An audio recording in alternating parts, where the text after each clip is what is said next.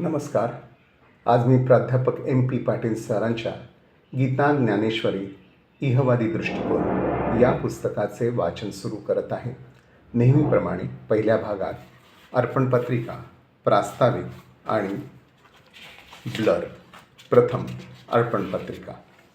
आई, बाबा, काका, दादा, भाऊ आदींच्या उदंड प्रेमाला कृतज्ञतापूर्वक अर्पण. आता प्रास्ताविक.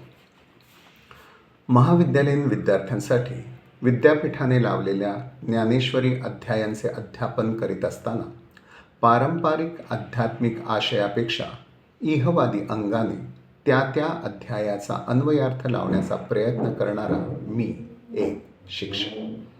हे विवेचन बुद्धिनिष्ठ आणि आधारासहितचे असल्याने तरुण विद्यार्थ्यांकडून मिळणारा उत्तेजक प्रतिसाद हा माझा नेहमीचाच अनुभव. महाविद्यालयेतर इतर विविध व्यासपीठांवरून दिलेल्या व्याख्यानांचा प्रौढ श्रोत्यांबाबतचा बव्हंशी हाच अनुभव. या प्रबोधनपर प्रवासात अधिक प्रगल्भ अभ्यासकांसमोर हा इहवादी दृष्टिकोन मांडण्याची संधी मला ज्ञानेश्वरी सप्तशताब्दी निमित्तानं मिळाली. मुंबई विद्यापीठाच्या मराठी विभागानं ही सप्तशताब्दी साजरी करताना एक 14 दिवसांचे दीर्घ चर्चासत्र ज्ञानेश्वरीच्या संदर्भात आयोजित केले. त्या चर्चासत्रामध्ये एक श्रोता चर्चक म्हणून माझा सहभाग माझ्या दृष्टीने महत्त्वपूर्ण ठरला. 14 दिवसांचे 14 प्रमुख निबंध वाचन आणि नंतरची सुमारे 2 तासांची चर्चा असे या चर्चासत्राचे स्वरूप होते. तिसऱ्या दिवसाचे डॉक्टर मंगला आठलेकर यांचे तिसरे व्याख्यान बरेच खळबळजनक आणि विचारप्रवर्तक ठरले. कर्मयोग आणि ज्ञानयोग यासंबंधी बोलताना त्यांनी ज्ञानेश्वरीला द्यावयाचे ते योग्य श्रेय दिले, पण त्याबाबतच्या मर्यादाही उघड केल्या आणि काही धीट आणि परखड प्रतिक्रिया देताना माऊली असं केवळ गहिवरून बोलून चालणार नाही. गेली कित्येक वर्ष ज्या ज्ञानेश्वरीचे आपण गुणगान करीत आहोत त्या ज्ञानेश्वरीकडे बघण्याची दलितांची, समाजातील एका मोठ्या गटाची दृष्टी पराकोटीची, कटुतेची आहे. या दलित मानसिकतेची आपण दखल घ्यायला हवी अशा आशयाची तीव्र जाणीव त्यांनी या निबंधाद्वारे व्यक्त केली. माझी इहवादी भूमिका मांडण्यास डॉक्टर मंगला आठलेकर यांचे हे सूतोवाच महत्त्वपूर्ण ठरले. दलित मानसिकतेच्या संदर्भात त्यांच्या प्रतिपादनाला दुजोरा देण्याच्या इराद्याने या चर्चेत मी सहभागी झालो. चर्चासत्राच्या अध्यक्षा डॉक्टर सरोजिनी वैद्य यांनी माझ्या भूमिकेतील अर्थपूर्ण वेगळेपणाची दखल घेत माझे विचार अधिक विस्ताराने मांडण्यास आवर्जून उद्युक्त केले.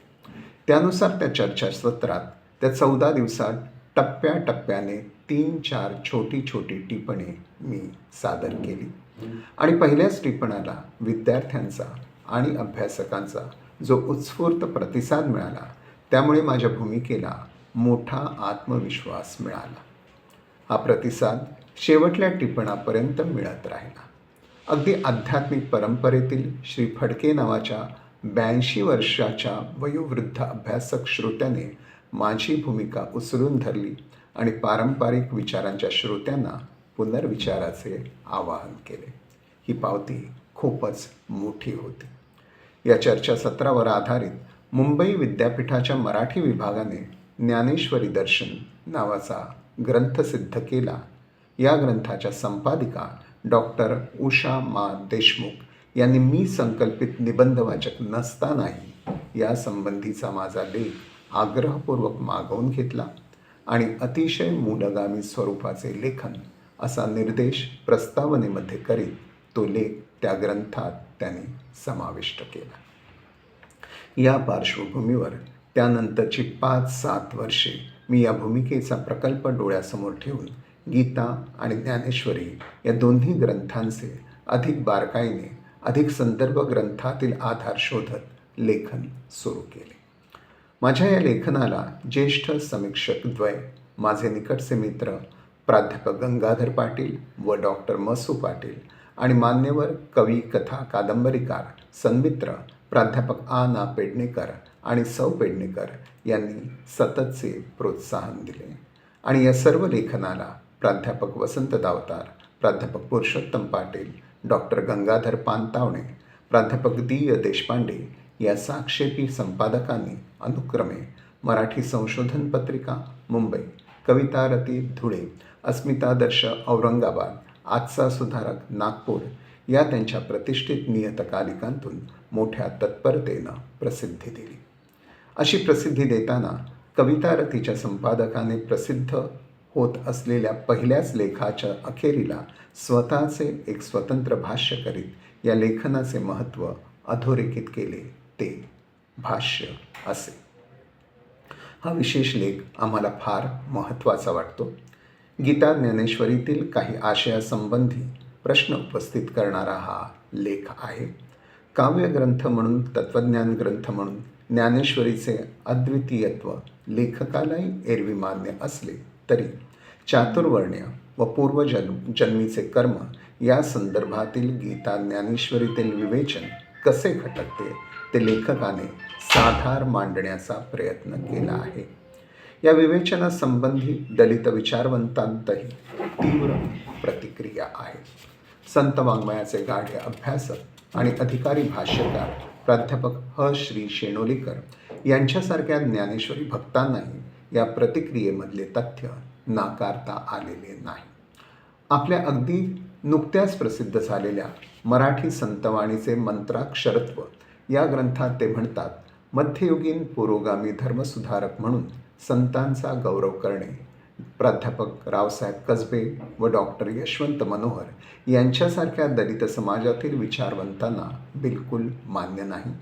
वैदिक धर्माला उदारमतवादी स्वरूप देण्याचे कार्य भागवत धर्माने केले असले तरी स्वधर्माच्या नावाखाली जन्मसिद्ध उच्च नीचता व वर्णीय विषमता त्यांनी चालूच ठेवली. शिवाय पुनर्जन्म, अवतारवाद, कर्मसिद्धांत यासारख्या विषमतावादी तत्वांचा संतांनी पाठपुरावाच केला. त्यामुळे संतांच्या भूतदयावादाने आणि आध्यात्मिक समतावादाने चोखा मिळ्यासारख्या अस्पृश्यांच्या जीवनात काहीही फरक पडला नाही. चंद्रभागेच्या तीरावरील समतेची दृष्टी गावापर्यंत पोचलीच नाही. अस्पृश्य समाजाची दुःखे आणि मनस्ताप यांचा उपशम संत चळवळ करू शकली नाही. दलित चळवळीच्या पाठीराख्यांची ही टीका नाकारता येणार नाही, कारण ते म्हणतात तशीच वस्तुस्थिती शेकडो वर्षे चालू आहे. वैष्णव धर्मीयांनी प्रत्यक्ष जीवनात अस्पृश्यांना दूरच ठेवले. इतकेच काय, पण पंढरीच्या विठोबालाही त्यांनी ब्राह्मणी सोवळेपणात बंदिस्त करून ठेवले.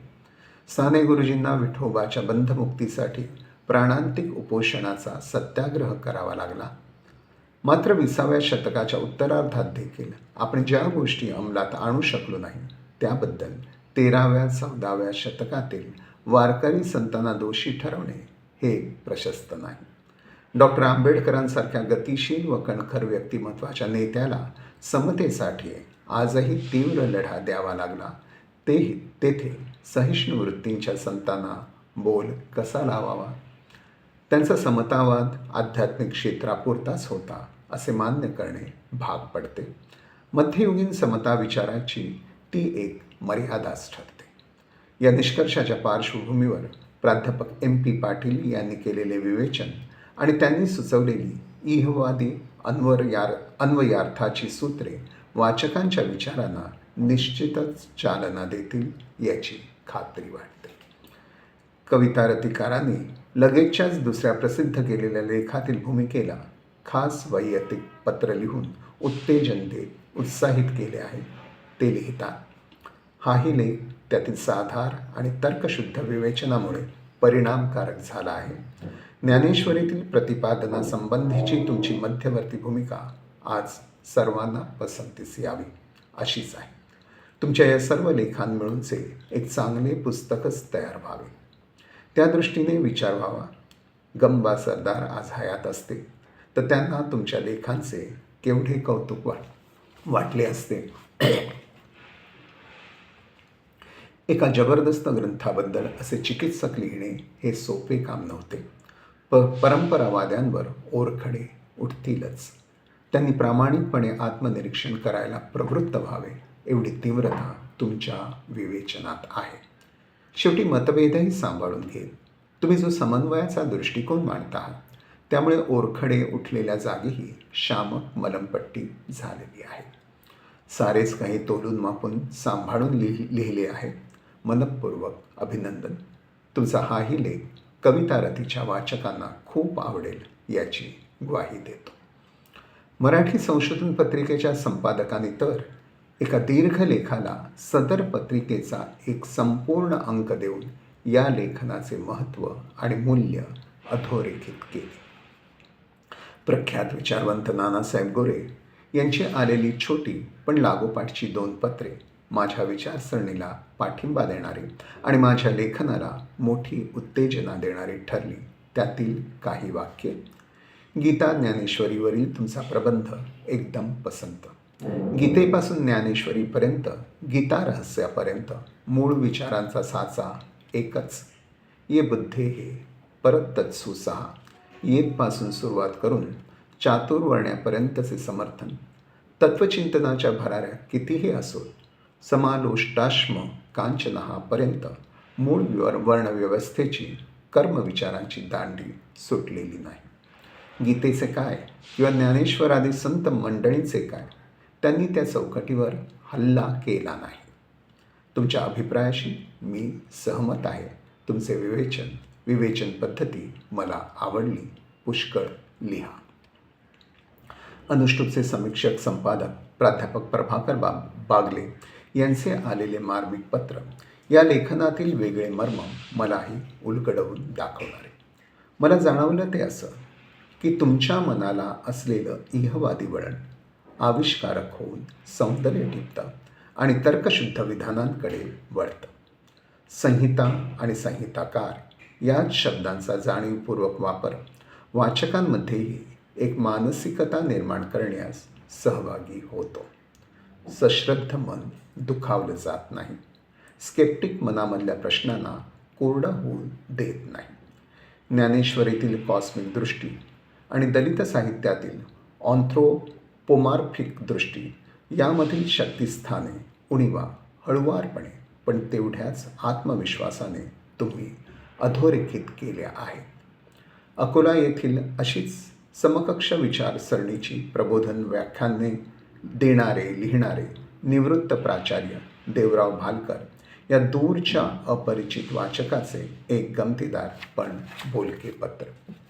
दि. देशपांडेंसारख्या प्रकांड पंडितांच्या आजच्या सुधारक यामधील तुमचा गीता ज्ञानेश्वरी आणि वर्णव्यवस्था हा लेख वाचला, पुन्हा पुन्हा वाचला आणि युरेका म्हणून पाण्याच्या हौदातून बाहेर उडी घेणाऱ्या शास्त्रज्ञाला जो आनंद झाला असेल तसाच आनंद मला झाला. माझ्या अशा स्वरूपाच्या लेखन प्रवासाला कारण ठरलेल्या आणि अशा लेखनाला उत्तेजन आणि ऊर्जा देणाऱ्या वरील सर्व मान्यवरांचे, ज्ञात अज्ञात वाचक श्रोत्यांचे आणि प्रत्यक्ष भेटीत किंवा दूरध्वनीवरून या लेखनाचे आवर्जून अभिनंदन करणाऱ्या प्राध्यापक अविनाश देशपांडे, प्राध्यापक उमाकांत कामत, निलिमा पालवणकर, शंकर सखाराम आदी सुहृदांचे सर्वांचे मनःपूर्वक आभार. आणखी आवर्जून आभार प्रमोद आडकर या सिग्नेट पब्लिकेशनच्या प्रकाशकांचे. मोठ्या उत्साहाने अगदी संकल्पित कालावधीत देखणी ग्रंथनिर्मिती केल्याबद्दल. माझी साहित्यप्रेमी विद्यार्थिनी सौ स्वाती सामक, पूर्वाश्रमीची आशा कुलकर्णी आणि सन्मित्र गुरुनाथ कलमकर यांनी मुद्रण शुद्धीपासून प्रकाशनासंबंधित सर्व गोष्टींमध्ये अगदी आपलेच ग्रंथ प्रकाशन या भावनेने रस घेतल्याबद्दल. प्रशांत भरताल यांनी अनवर्थक आशयाचे मुखपृष्ठ सजवल्याबद्दल. रोहिणी ग्राफिक्स यांनी या ग्रंथाच्या पानोपानीचे उत्तम मुद्रण केल्याबद्दल. सर्व कुटुंबियांचे सदर लेखनाचे पहिले श्रोते या नात्याने रसग्राहक सहनशीलता दाखवल्याबद्दल आणि विशेष आभार मुंबई मराठी ग्रंथालयाच्या ग्रंथपाल आणि सेवक वर्ग यांनी मोठ्या आत्मीयतेने आणि तत्परतेने संबंधित सर्व संदर्भ ग्रंथ उपलब्ध करून दिल्याबद्दल. M. P. पाटील. आता ब्लर्ब वाचतो. आपल्या अवतीभोवतीचे दगडधोंड्यांचे, वृक्षवल्लींचे, पशुपक्ष्यांचे, माणसांचे विश्व हेच इहलोकीचे ब्रह्म अशी आत्मजाणीव होणे हेच आत्मज्ञान, हेच खरे ज्ञान, हाच ज्ञानयोग. या विश्वब्रह्मातील नद्या नाले, गिरीशिखरे, वृक्षवल्ली, सोयरी, वनचरे, सुस्वर निर्भर पक्षी प्राणी आणि एकच रक्त अवघ्या धमन्यांतून वाहते आहे, ती सारी आपली माणसे. या सर्वांबद्दलचा आत्यंतिक मैत्र, जिव्हाळा, करुणा, प्रीती असे आत्मोपम्य हीच खरी भक्ती, हाच भक्तियोग. या अवतीभोवतीच्या वृक्षवल्लरीं